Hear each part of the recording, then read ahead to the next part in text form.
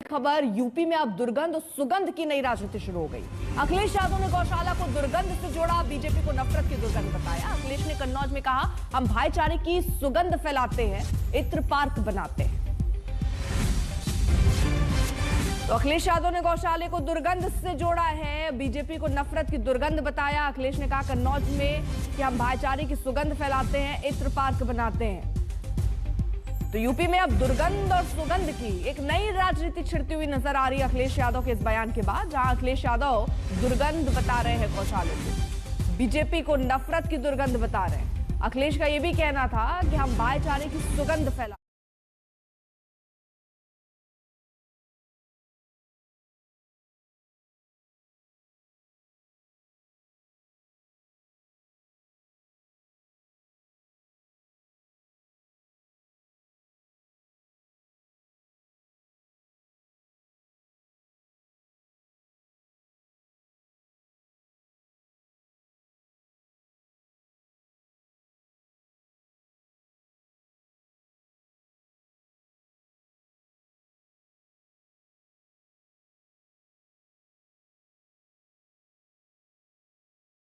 हमारे सहयोगी इस वक्त जुड़ चुके हैं। कुमार अभिषेक, उत्तर प्रदेश की सियासी लड़ाई जो है वो दुर्गंध और सुगंध पर आ गई अब। बिल्कुल अर्पिता, अगर ये सियासत की दुर्गंध और सुगंध तक सीमित रहे तब तो बात समझ में आती है, लेकिन अखिलेश यादव ने इसमें गौशालाओं की दुर्गंध को जोड़ा है, जिसने बीजेपी को एक तरीके से बीजेपी जिस पर कि एक फ्यूरियस हुई पड़ी है। बीजेपी को लगता है कि उन्होंने गौशाले को जोड़ करके गलत कर दिया है।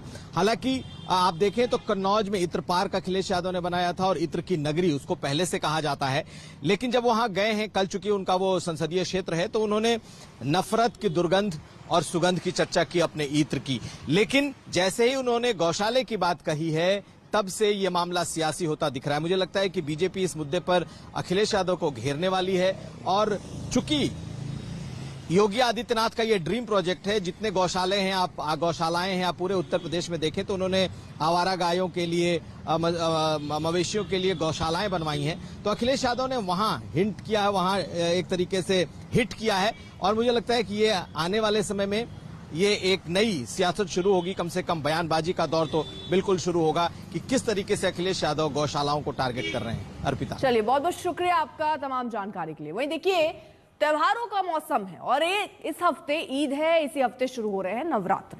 इन दोनों त्योहारों को लेकर शहर शहर तकरार देखने को मिल रही है। कहीं खाने का मुद्दा है तो कहीं त्योहार मनाने के तरीके का। इन्हें लेकर उत्तर प्रदेश के कई जिलों में हाल ही दिन में तकरार बढ़ी है।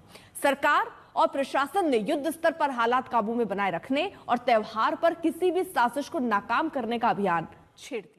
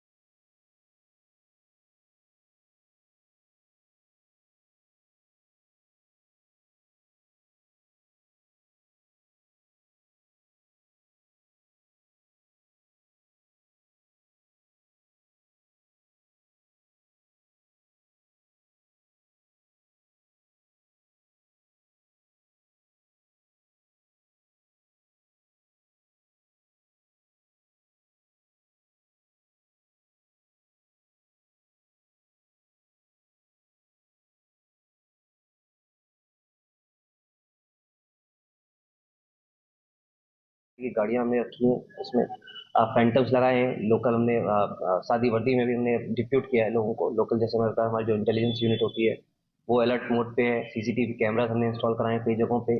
ड्रोन से लगातार नजर रखी जा रही है। हमने सोशल मीडिया पर लगातार निगरानी रखी हुई है। कोई भी अगर माहौल खराब करने का प्रयास कर रहा है उसके खिलाफ सख्त से सख्त कार्रवाई की जा रही है। हमारा पूरा प्रयास है कि जो भी हमारी ईद आ रही है, जितने भी त्यौहार आ रहे हैं,